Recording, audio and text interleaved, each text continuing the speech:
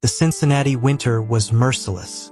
A bitter wind howled through the empty streets, carrying the scent of damp asphalt and distant car exhaust. Streetlights cast a cold, bluish glow over the sidewalks, where a few pedestrians hurried past, bundled up against the freezing air. Sergeant Henri Kessler barely noticed the cold. He had only been back from deployment for a few days, trying to settle into civilian life, but something felt off. An unease sat deep in his chest, an inexplicable weight pressing against his ribs. Then he saw it. A dog. A German shepherd lay curled up on the sidewalk near a concrete bench. His fur was matted with dirt, his ribs protruding from his frail body. His eyes, half open, glazed over, held no light, no fight. His legs twitched slightly, shivering from the cold or exhaustion. People passed him without a second glance. To them, he was just another stray, another forgotten soul lost in the cracks of the city. But to Henri, he was everything. And then he saw the scar, the jagged scar above the right eye. Henry's stomach clenched so hard he felt like he had been punched. No, it couldn't be. But the scar, it was Focko, the dog who had fought beside him, the dog who had saved his life, his brother. And now, Focko was here, abandoned, starving, dying alone on the cold pavement. Henri dropped to his knees, his breath hitched, his pulse hammering in his ears. He tried to speak, but his throat locked up. Memories came flooding back. The deafening roar of explosions, Focko charging ahead into danger, the feeling of that powerful body slamming against him, shoving him out of harm's way. And now that same warrior lay before him, broken. Focko, it's me, buddy. First, nothing. No reaction. Just slow, shallow breaths. Then a flicker, a slight shift in those dull eyes, a hesitation, a faint recognition. Focko's tail, once so full of life, moved, barely, like a dying ember trying to spark back to life. It was weak, almost nothing, but to Henri it meant everything. Then, a voice broke the moment. "You know this dog?" Henri turned sharply, his vision blurred. Standing behind him was an older man, his white hair disheveled, his long black coat buttoned up tightly against the cold. He held a worn leash in his frail hands, his face etched with something that looked like regret. He was my partner. Henry's voice cracked. My brother in war. The old man let out a long, shaky sigh, his eyes dark with something unspoken. Then you need to hear what happened to him, before it's too late. What happened to Focko? Who is this mysterious man, and what secrets does he hold? Henri has reunited with his battle brother, but what he's about to discover could change everything. Want to know what happens next? Then don't forget to leave a like and subscribe to the channel. We're so close to 100,000 subscribers, and every single one of you is part of this incredible journey. Turn on notifications so you'll be the first to see the next part of this emotional story. Let's hit this milestone together. Henry's fingers trembled as he reached out, gently brushing the matted fur on Focko's neck. The dog flinched at the touch, a sharp breath escaping his cracked lips. That hesitation, it shattered Henri. Focko had never once recoiled from him before. They had been inseparable partners in war, bound by trust. But now that bond had been severed, replaced by something that felt dangerously close to fear.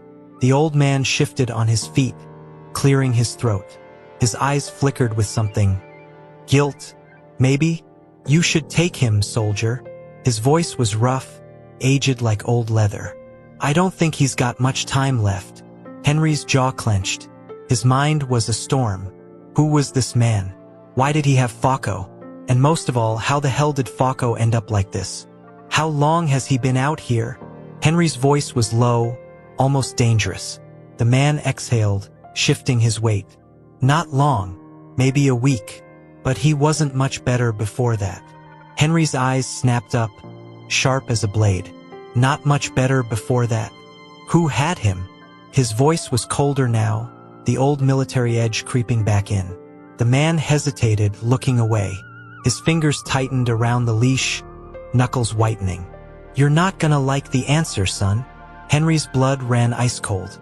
Focko whimpered softly, his frail body shivering under Henry's touch. His ears twitched at the sound of his old friend's voice, but he didn't move. He was too weak. Henri swallowed hard. "Tell me," he demanded. The old man exhaled again, his breath visible in the cold air. When he finally spoke, his voice was barely above a whisper. "The military sold him."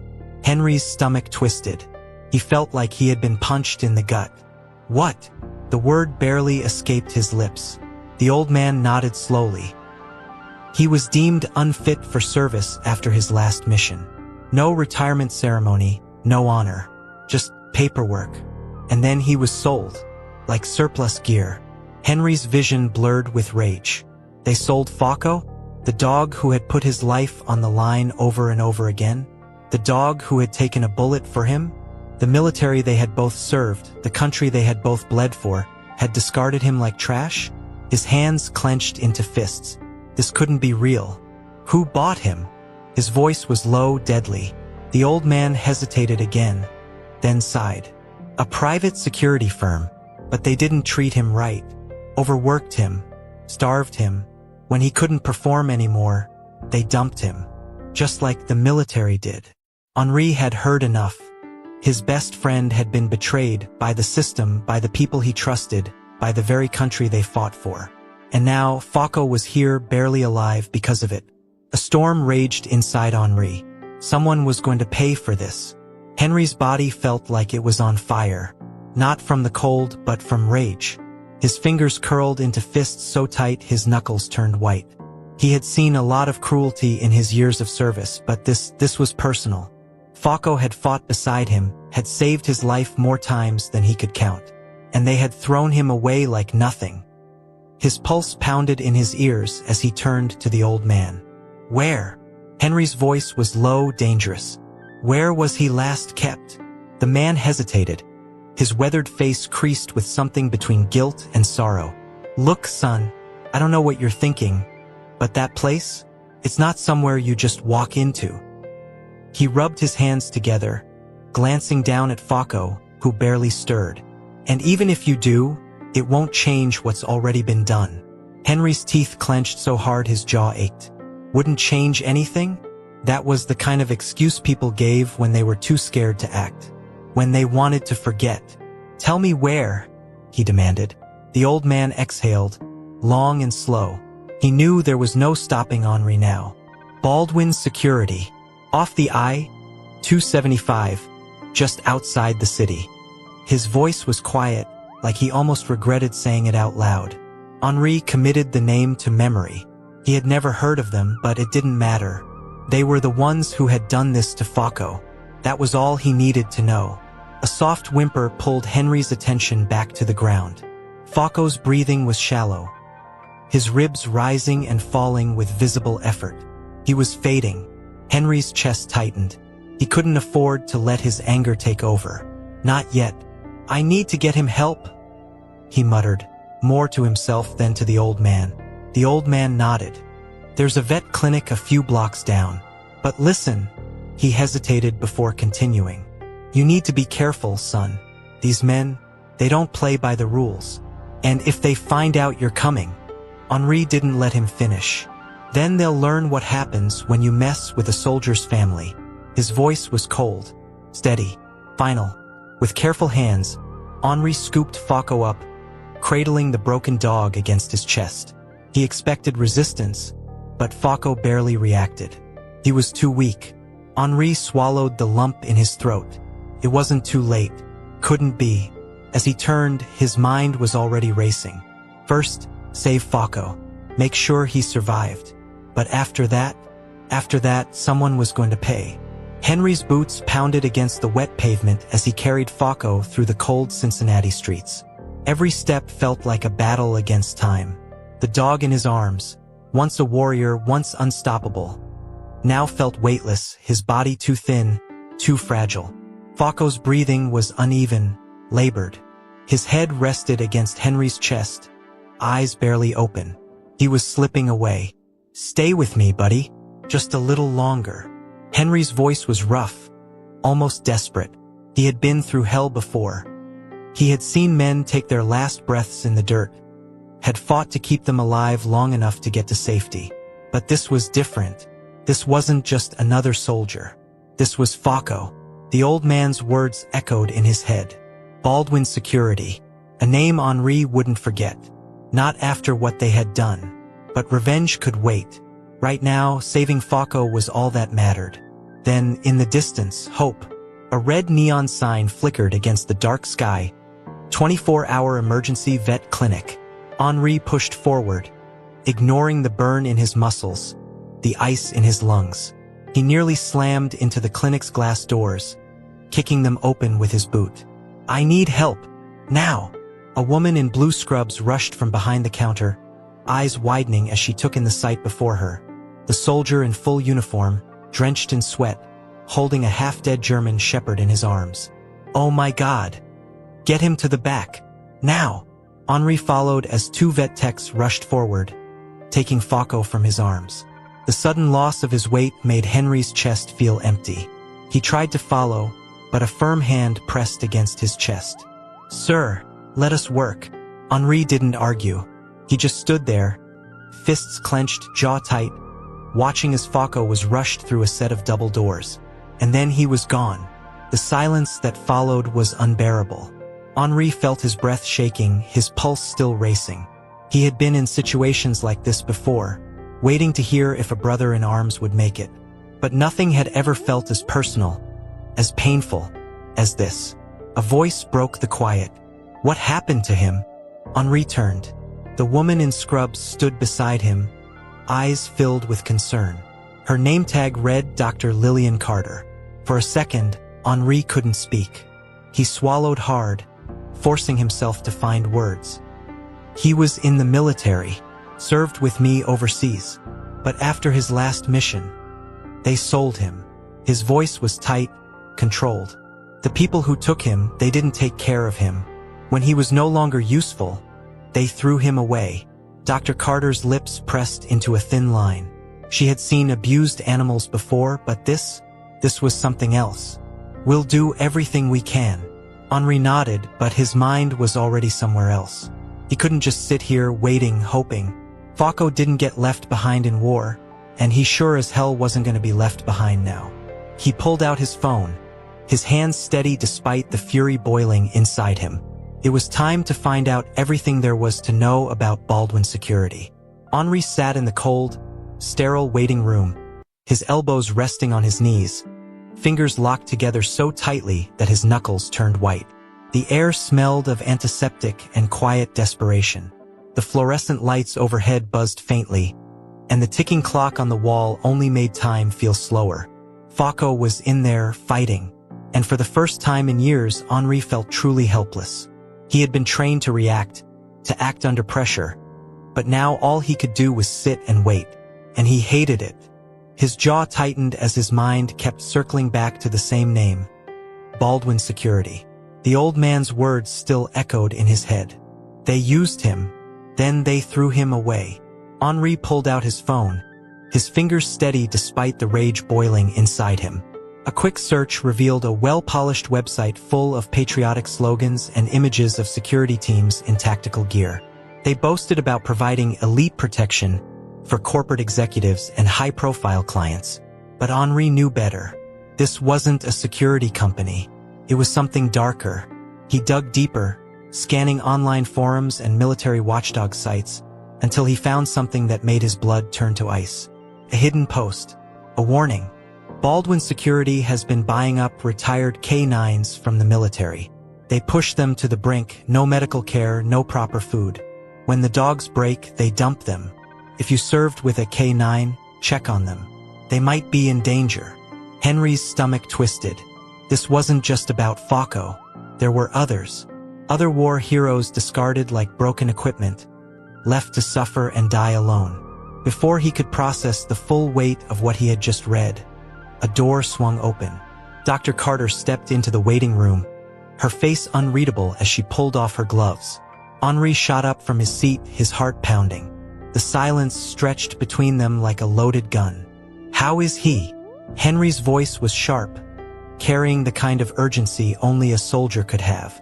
Dr. Carter sighed. He's stable, for now. Relief washed over Henri for a brief second, but then she continued.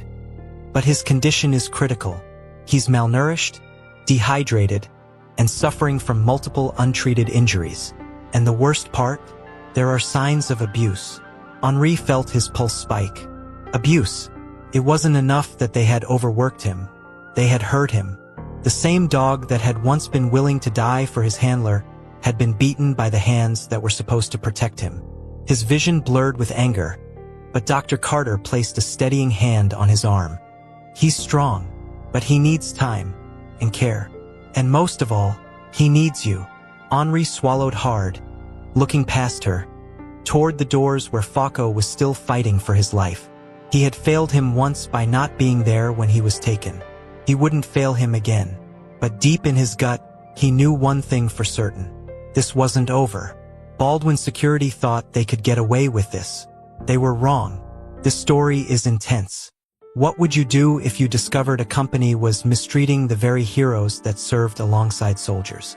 Do you think Henri should seek justice or take matters into his own hands? Let me know your thoughts in the comments. Henri stood outside the clinic, his breath visible in the freezing night air. His body was still, but his mind was a battlefield. Memories of Fako at his strongest clashed against the reality of the broken dog lying on that vet's table.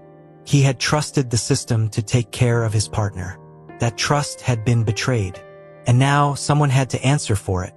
His fingers hovered over his phone screen, his pulse steady despite the fury coiling inside him. He wasn't just going to let this go. He had seen men like the ones running Baldwin Security before. Mercenaries who cared about nothing but money, treating loyalty like a disposable commodity. He scrolled through contacts he hadn't used in years, old names from his military past. He wasn't alone. There were others, men who had served, who had fought, who had lost more than they should have. Men who would want justice. The sound of the clinic door opening behind him pulled him from his thoughts. Dr. Carter stepped out, pulling her coat tighter around her shoulders. She hesitated before speaking. He's sleeping now, but it's going to be a long road to recovery. Henri nodded, but his jaw was still tight. He knew what she wasn't saying. Fako's body had been pushed too far. Even if he survived, he might never be the same. The military had trained him to obey, to fight, to protect. But who had protected him? No one. Not until now. Dr. Carter watched him carefully. Whatever you're planning, she said slowly, be careful. These kinds of people don't just let things go. Henri exhaled sharply, shaking his head. Neither do I. As she walked away, Henri turned back to his phone. His thumb hovered over a single name. Someone who could get him the information he needed. Someone who still had access to military records, to supply chains, to the people who had made Fako suffer. He pressed the call button. The line rang once, twice, then a voice on the other end. Kessler? It's been a long time. Henry's eyes darkened. His grip tightened around the phone. I need a favor, and I don't care what it costs. Henri gripped the phone tighter as the voice on the other end let out a slow, knowing exhale. Luke Calloway, a name Henri hadn't spoken in years. A former intelligence officer, one of the best. He had a talent for finding the truth in places no one wanted it found. But he had left that life behind, disappearing into the shadows when the system turned on him. Henri knew calling him was a risk. But right now, risk didn't matter. Fako deserved justice. Kessler. Luke's voice was low, cautious. You don't call someone like me unless you're standing in the middle of a damn storm. Henri glanced back through the clinic's glass doors. Fako was in there, fighting for his life. And outside, in the real world, the men who had done this to him were still walking free. That wasn't going to last much longer. He took a breath, steady but filled with purpose. I need everything you can find on Baldwin Security. His voice was hard, unwavering. Every contract, every handler, every dirty deal. I don't care if it's classified. Dig it up. Silence. A long pause on the other end of the line. Luke wasn't stupid. He could hear the controlled rage in Henry's voice. And he knew that when a soldier spoke like that, it meant war. Jesus, man. What the hell did they do? Luke finally asked. Henri swallowed the bitter taste in his mouth, his teeth grinding as the memories rushed back. Fauco at his strongest, standing beside him in the field. The sound of his bark cutting through gunfire. The feel of his body slamming into Henri, saving him from an explosion. And then, the image of him now, thin, weak, left to die in the streets like trash. Henri clenched his jaw. They took my partner, he said, voice like steel. They used him, broke him, then dumped him when he wasn't useful anymore. Another silence. Then, a slow breath from Luke. You know if I do this, there's no turning back, right? Henry's grip on the phone didn't waver. He had already made his choice the second he saw Fauco lying there on the pavement. I'm not turning back, he said. I'm finishing this. Henri sat in his truck, the engine idling as the city lights flickered in the distance. The weight of his phone in his hand felt heavier than usual. He knew what he had just set in motion. Luke Calloway wasn't the kind of man who asked twice. Once he started digging, the truth would come out, whether Henri was ready for it or not. And the truth had consequences. His fingers drummed against the steering wheel as he exhaled slowly, forcing himself to think. He had spent years following orders, living by the book. But this was different. This was personal. Fauco wasn't just a K-9, he was family. And Baldwin Security had treated him like nothing, like a disposable weapon. That kind of betrayal didn't get swept under the rug. Not if Henri had anything to do with it. His phone vibrated, the screen lighting up.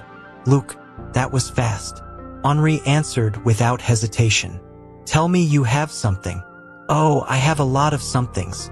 Luke's voice was calm, but there was an edge to it. And none of it is good. He paused, then continued. Baldwin Security isn't just buying retired K-9s. They're running illegal training facilities. No oversight, no regulations.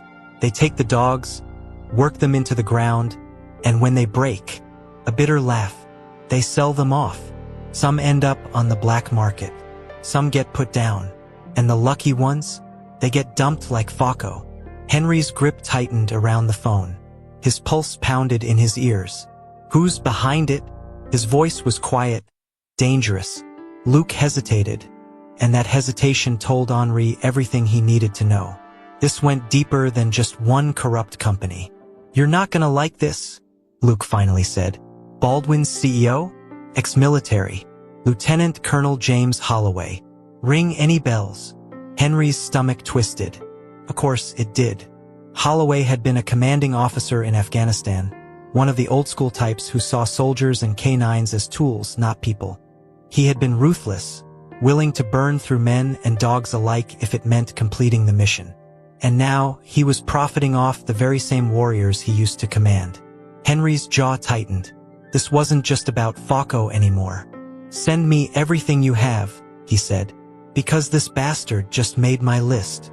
Henri stared at the name glowing on his phone screen, Lieutenant Colonel James Holloway. The letters felt like a brand searing into his mind, reigniting a fury he hadn't felt in years. This wasn't just a corrupt businessman. This was personal. Holloway had been more than just a commanding officer. He had been the kind of leader who saw men and dogs alike as tools, useful only as long as they performed. When they broke, they were discarded, forgotten, erased. Henri had seen it firsthand overseas, soldiers being pushed past their breaking points, K-9 units sent into situations they weren't meant to survive. And now, that same ruthless bastard had turned his cruelty into profit. A slow exhale left Henry's lungs, controlled but laced with pure rage. On the other end of the line, Luke Calloway's voice cut through the silence. Holloway isn't just running a dirty business, Kessler. There was a pause, like Luke was debating whether or not to say what came next. But then his voice hardened. He's covering up the deaths of these dogs. And not just a few. A lot. Another silence, heavier this time. The numbers don't add up.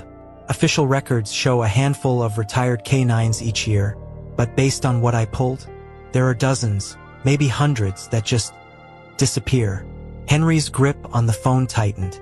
Disappear. The word made his stomach twist. He had believed, naively, foolishly believed, that the system he served would take care of Fako, that every military working dog was given the retirement they deserved. Instead, Holloway had turned their loyalty into a business, squeezing every last drop of usefulness from them before tossing their broken bodies aside. Henri had seen war break men, but this was something worse. This was deliberate. This was murder. "Tell me you have an address," Henri said, his voice dangerously calm. Luke let out a low, humorless chuckle. "Oh, I've got more than that. Holloway doesn't just sit in an office and let his men do the dirty work. He oversees everything personally. And right now, he's at a private compound in Kentucky, just outside Lexington. No official records, no government oversight, just a heavily guarded training facility where no one asks questions." There was a brief pause before Luke added, "And Kessler, he's there, tonight." Henry's pulse thundered in his ears. This was it. The name, the location, the man responsible. Holloway thought he was untouchable, that no one would come looking, that no one would care. He was wrong. Henry's voice was steady, lethal, final. "Send me everything you have." Henri drove in silence, the glow of his dashboard casting sharp shadows across his face. The road stretched endlessly ahead, dark and empty, leading straight into the heart of Kentucky. Straight to Holloway. His fingers flexed around the steering wheel, muscles tense, jaw clenched so hard it ached. Every mile that passed was 1 mile closer to justice. Not the kind found in courtrooms, not the kind written in reports. Real justice. The kind men like Holloway never saw coming. Luke's intel had been thorough. The facility wasn't just some abandoned warehouse. It was a full-scale, off-the-books training compound. Armed guards, surveillance, restricted access. It was designed to keep people out, or more likely to keep secrets in. Henri had seen places like it before overseas. The kind where things happened that were never meant to see the light of day. Where men like Holloway operated without consequences. But tonight, there would be consequences. Henry's phone vibrated on the seat beside him. He glanced at the screen. "Luke." He pressed the speaker button without taking his eyes off the road. "Tell me you're not about to do something stupid." Luke's voice was half warning, half resigned acceptance. Henri exhaled, slow and controlled. "Not stupid." His voice was steady, ice cold. "Necessary." A silence stretched between them before Luke sighed. "Look, I pulled more files. Holloway isn't working alone. He's got powerful backers, government ties. If you go in there, you're not just making enemies. You're setting fire to something bigger than you realize." Henry's hands tightened around the wheel. That didn't change anything. "I don't care how deep this goes." His voice was razor-sharp. "He left Fako to die in the street. He put his hands on my partner. And if he's done it once, he'll do it again. That ends tonight." Another long pause. Then, finally, Luke let out a low chuckle. "Well, hell, if you're going to war, might as well not go in alone." A message popped up on Henry's screen. Coordinates. Not just for the compound, but for something else. An entry point. A weak spot. Henri smirked. Luke knew him too well. "Appreciate it." Luke sighed again. "Just don't get yourself killed." And Kessler. A beat of silence. "Make it count." Henri ended the call and pressed his foot down on the gas. The engine roared as the car surged forward. The hunt was over. It was time to finish this. No more running. Not for Fako. Not for anyone. If you're hooked on this story and want to see how it all ends, leave a like and subscribe to the channel. It really helps bring more stories like this and ensures you don't miss the next chapter. What will Henri do when he finally faces Holloway? Will he get justice for Fako? Drop your theories in the comments below and turn on notifications to be the first to watch the dramatic conclusion. Next episode coming soon. Stay tuned.